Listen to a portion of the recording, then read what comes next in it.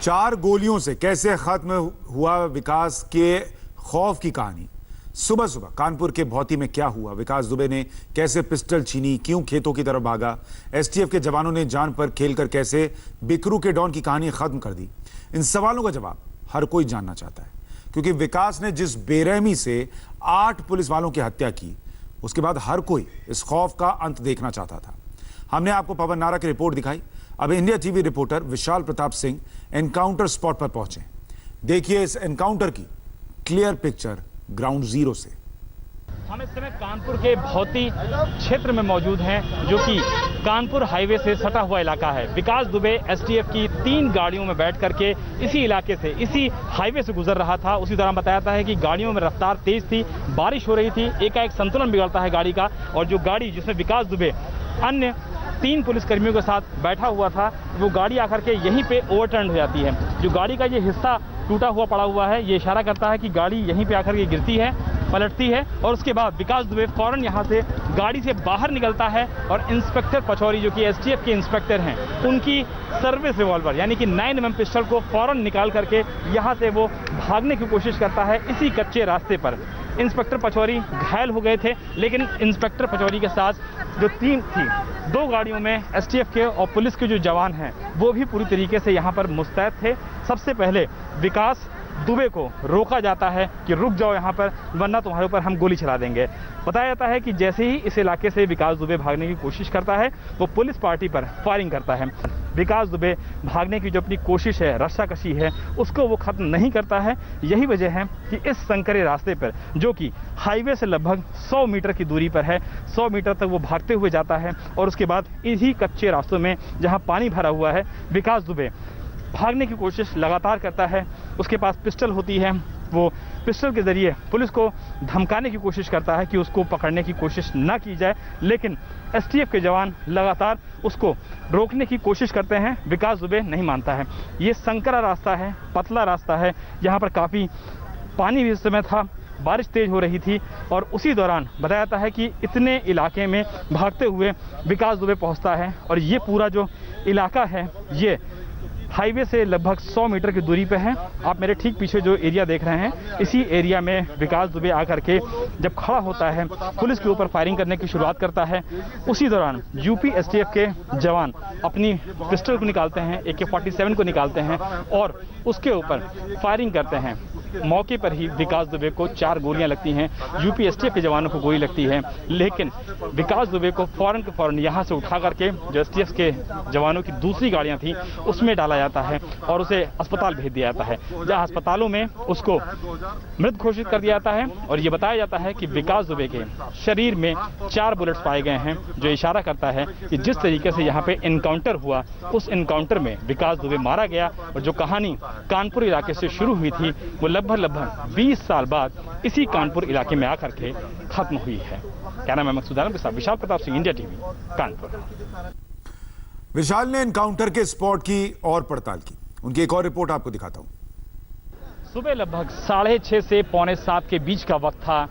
विकास Dubey STF की गाड़ियों में बैठ करके उज्जैन से कानपुर की ओर इसी हाईवे से जा रहा था। बताया जाता है कि तेज बारिश हो रही थी और एसटीएफ की गाड़ियों की स्पीड भी काफ़ी तेज थी। जल्द से जल्द उसको सभी लोग कोर्ट और एसटीएफ के दफ्तर पहुंचा देना चाहते थे। इसी भी बताया जाता है कि यहीं से जैसे ही गाड़ी करीब आई है हाईवे से, गाड़ी स्किड हुई है, अनियंत्रित हुई है, क्योंकि रफ्तार बहुत ज़्यादा थी। इसी रफ्तार को ड्राइवर कंट्रोल नहीं कर सका और गाड़ी यहाँ पे आकर के लेफ्ट साइड में गिर गई। गिरने के बाद बताया जाता है कि विकास दुबे ने खुद को बाहर निकाला है और फौरन ही इंस्पेक्टर पचौरी, जो कि एसटीएफ के इंस्पेक्टर हैं, उनकी सर्विस रिवॉल्वर को, जो कि उनकी कमर पे लगी हुई थी, उसको निकाल करके फौरन मौके से इसी जो कच्चा रास्ता है, इसी कच्चे रास्ते पे जहां आप ये do not crime cross crime scene की ये पट्टी देख रहे हैं, यहीं पर उसने भागने की कोशिश की। जिसके बाद एसटीएफ की जो बाकी टीमें थी, उन्होंने विकास दुबे को ललकारा और ये कहा कि वो आत्मसमर्पण तुरंत करे,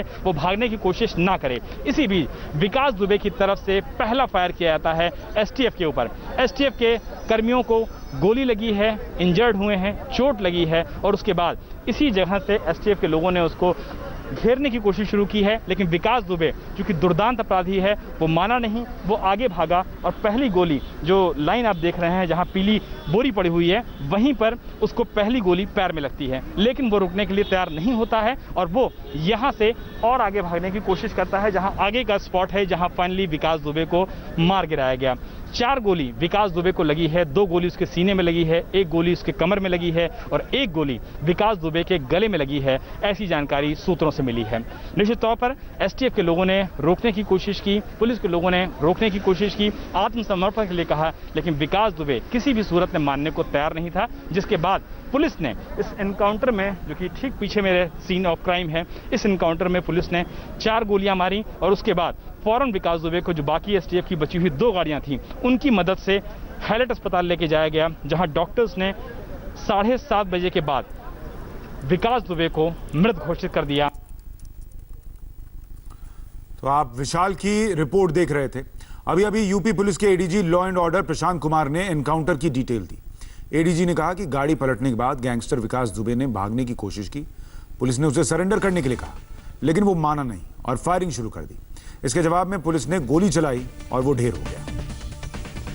2020 को पंजीकृत मुकदमा अपराध संख्या 192/20, धारा 147, 148, 149, 302, 307, 394, 120B भादवी एवं 7 CLA एक्ट, जो 8 पुलिसकर्मियों के शहीद होने के संबंधित है, में वांछित मुख्य अभियुक्त विकास दुबे पुत्र राम कुमार दुबे निवासी बिकरू, थाना चौबेपुर, कानपुर नगर को उज्जैन मध्य प्रदेश पुलिस द्वारा गिरफ्तार किए जाने के पश्चात उत्तर प्रदेश पुलिस व एसटीएफ टीम द्वारा आज दिनांक 10/7/2020 को कानपुर नगर लाया जा रहा था। कानपुर नगर भौती के पास प्रातः 6:30 बजे पुलिस के उक्त वाहन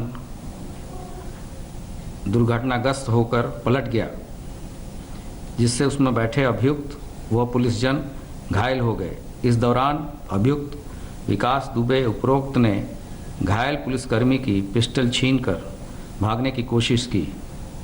पुलिस टीम द्वारा पीछा कर उसे घेर कर आत्मसमर्पण करने को कहा गया, किंतु वह नहीं माना। पुलिस टीम द्वारा जान से मारने की नीयत से वो पुलिस टीम पे फायर करने लगा। पुलिस द्वारा आत्मरक्षार्थ जवाबी फायरिंग की गई। उपरोक्त विकास दुबे घायल हो गया, जिसे तत्काल ही इलाज हेतु अस्पताल ले जाया गया, जहां इलाज के दौरान उसकी मृत्यु हो गई। इस पूरे प्रकरण में जो पुलिसकर्मी घायल हैं वो 4 सिविल पुलिस के लोग घायल हैं, जिसमें 3 सब इंस्पेक्टर हैं, 1 कांस्टेबल है तथा एसटीएफ के 2 कमांडो को भी गंभीर चोटें आई हैं। इस प्रकार इस अभियोग में टोटल 21 अभियुक्त नामजद थे तथा 60 से लेकर 70 लोग अन्य अभियुक्त थे, जिसमें से अब तक 3 लोग गिरफ्तार किए जा चुके हैं, 6 अभियुक्त मारे जा चुके हैं। 120B के अंतर्गत 7 लोगों की गिरफ्तारी हो करके जेल भेजा गया है तथा अभी भी 12 इनामिया बदमाश अभी भी वांछित चल रहे हैं।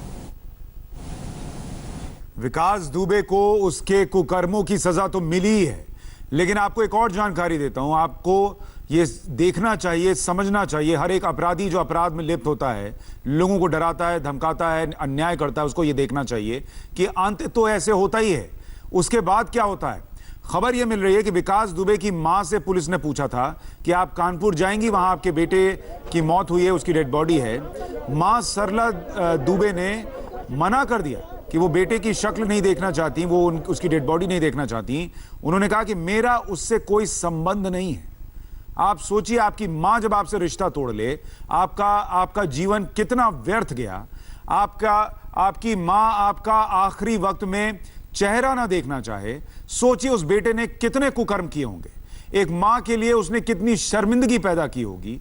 जो मां, कहते हैं कि दुनिया आपके खिलाफ हो जाए लेकिन मां आपके खिलाफ नहीं होती। मां जो है वो हर गुनाह माफ कर देती है, हर गलती माफ कर देती है। वो मां, विकास दुबे की मां आज कह रही हैं कि मैं विकास दुबे को देखना नहीं चाहती, उसकी डेड बॉडी नहीं देखना चाहती, मैं उससे मेरा कोई संबंध नहीं है। ये विकास दुबे के लिए एक तो उसकी मौत हुई, वो उसकी सजा है।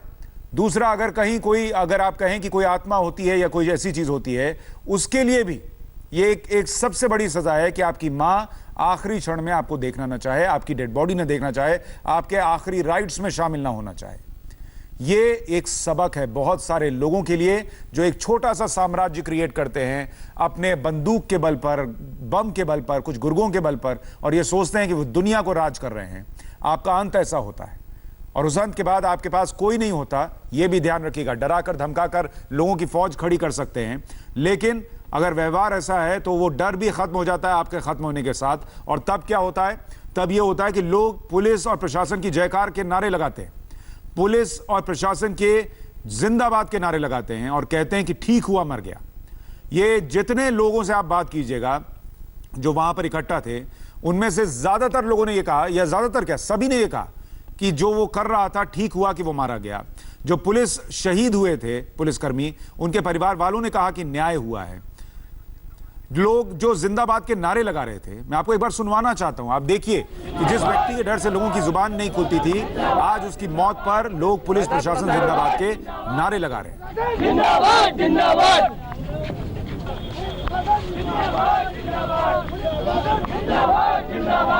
भाई साहब थोड़ा साइड हो। जिंदाबाद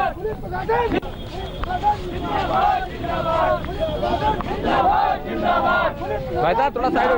जिंदाबाद जिंदाबाद जिंदाबाद। ये वो लोग थे जो उस एनकाउंटर साइट पर इकट्ठा हुए थे। कानपुर से चूंकि 15 किलोमीटर दूरी पर यह हुआ, तो आसपास जंगल में आग की तरह खबर फैल गई कि विकास दुबे का एनकाउंटर हो गया है और लोग वहां पहुंचे और उन्होंने जिंदाबाद के नारे लगाए। कुछ लोगों ने कैमरे पर जो कहा आपको सुनना चाहिए वो भी देखिए। सही हुआ है। क्या लग रहा है? बहुत सही हुआ है। बहुत सही हुआ है। क्या हर अपराधी का ऐसा होना चाहिए। अपराध खत्म हो जाएगा। ठीक है, बहुत अच्छा है। प्रशंसा करते हैं। हाँ, बिल्कुल बिल्कुल सही प्रशंसा हो रही है। प्रशंसा हो रही है, पुलिस अच्छा किया है काम। लोगों को आप सुन रहे हैं, लोग ये कह रहे हैं अच्छा हुआ मारा गया। सोशल मीडिया पर लोग लिख रहे हैं कि जो हुआ अच्छा हुआ। और सबसे बड़ी बात, लोग ये भी कह रहे हैं कि योगी सरकार ने जो इच्छा शक्ति दिखाई पुलिस से, जिस तरीके से मुख्यमंत्री ने कह दिया था कि जो शहीद पुलिसकर्मी हैं उनका इंसाफ होना चाहिए, जिंदा या मुर्दा इन्हें पकड़िए। इन सारे लोगों को 6 लोगों के इनकाउंटर हुए, 3 जिंदा पकड़े गए हैं, बाकियों की तलाश चल रही है। लोगों के मन में एक विश्वास पैदा हुआ है कि ये सरकार ऐसी है, ये पुलिस ऐसी है जो कि इस तरीके की हरकत बर्दाश्त नहीं करेगी। वरना इसी विकास दुबे को आप देखिए, इसने वो उसी उत्तर प्रदेश में ये विकास दुबे थाने में घुसकर राज्य मंत्री को मार आता है, लेकिन इसका बाल भी बांका नहीं होता, इसके खिलाफ कोई गवाही नहीं देता। ये सालों साल पैरोल पे बाहर रहता है, हथियारों का लाइसेंस लेता है, कुछ नहीं होता। लेकिन आज उसे उसके कर्मों की सजा भी मिली है इसी उत्तर प्रदेश में। अब आपको हैलेट हॉस्पिटल के डॉक्टर का बयान सुनवाता हूं। अस्पताल के डॉक्टर ने बताया कि अस्पताल लाने से पहले विकास की मौत हो गई थी और उसे 4 गोलियां लगी थी।